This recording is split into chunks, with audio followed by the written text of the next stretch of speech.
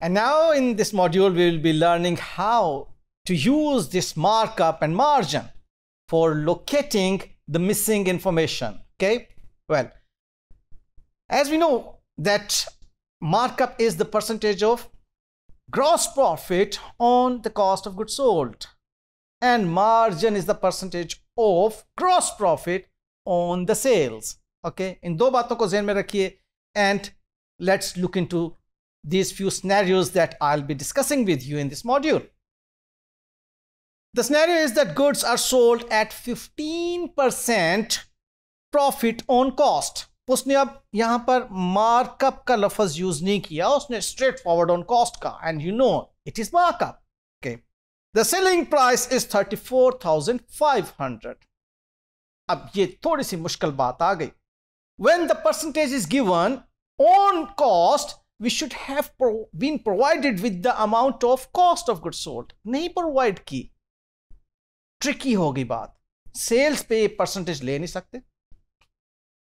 क्यों नहीं ले सकते? क्योंकि ये मार्कअप रेट है, मार्जिन रेट नहीं. सेल्स की अमाउंट पे मार्जिन रेट अप्लाई करते हैं. कॉस्ट ऑफ गुड सोल्ड की अमाउंट अगर गिवन होती तो उस पे मार्कअप रेट अप्लाई करते. इश्यू आ गया, कंफ्यूजन आ गई, क्या करें? आओ देखते हैं.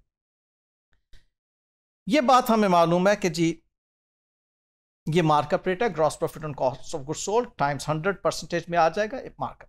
यानी कि मार्कअप में cost of goods, this is what I am repeating now, markup में cost of goods sold is in the base, therefore equals to 100.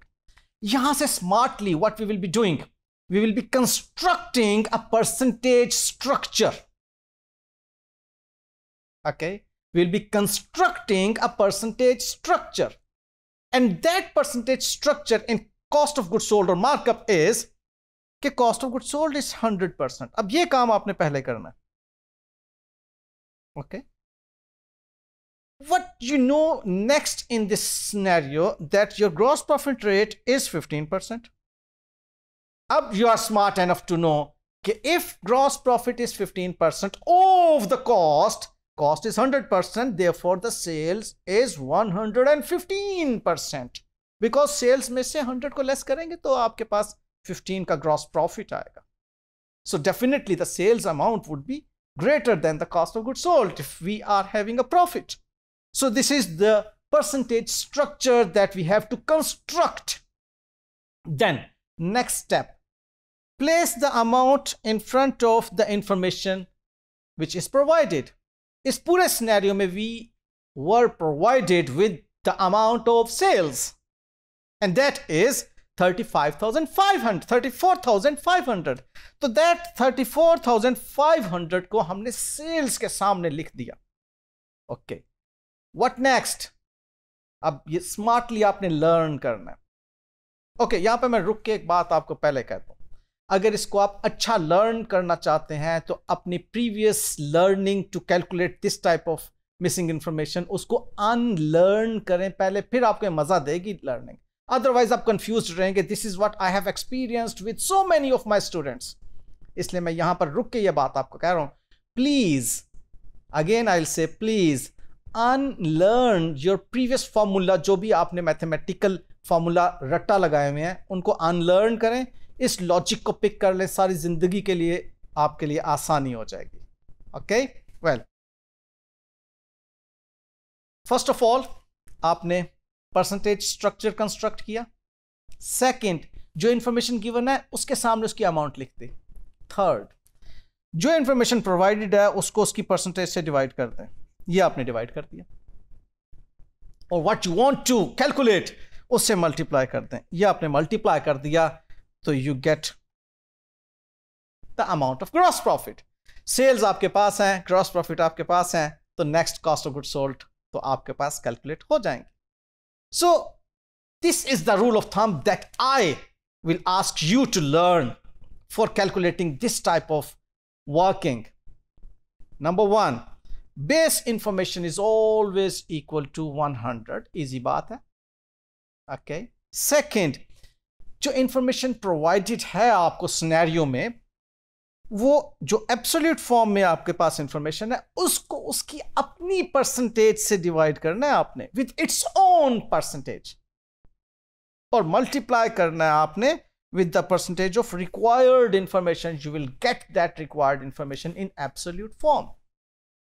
ये दो रूल्स ज़हन में रखें और नेक्स्ट सिनेरियो देखें. कहता है goods are sold at 25% gross profit on cost.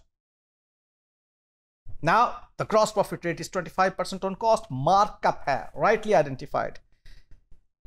Whereas the amount of gross profit is given. ले जी, ना sales दी हुई है, ना cost of goods sold दी हुई है, तो gross profit दिया हुआ है. All right, no worries at all. We know the rule. What's the rule? The rule is, firstly, construct the percentage structure. And that is 25% gross profit in cost of goods sold. आपका cost of goods sold would be 100%. मैंने कहा जिसका वो percentage है, that is 100, that is the base, उसको 100% ले लीजिए. So cost of goods sold is 100% here. So obviously your sales are 125%. Okay. ये आपकी percentage structure construct हो गई. Now, which information is provided in absolute form? That's gross profit. Okay, उसको उसके सामने gross profit के सामने लिख दें. And now the next step, जो information दी हुई है उसको उसकी अपनी percentage से divide करें. The amount of 75,000 is of gross profit. Divide it by the percentage of the gross profit in this structure, in this percentage structure that you have constructed. So उसमें 25% को आप 75,000 को 25% पे divide करेंगे. What you want to know? Sales की percentage से multiply कर दें and you will get the amount of sales. Sales आपके पास हैं, gross profit आपके पास है. You can easily calculate the cost of goods sold. एक और छोटा सा मुन्ना सा scenario देख लेते हैं, and that is goods are sold at 40%.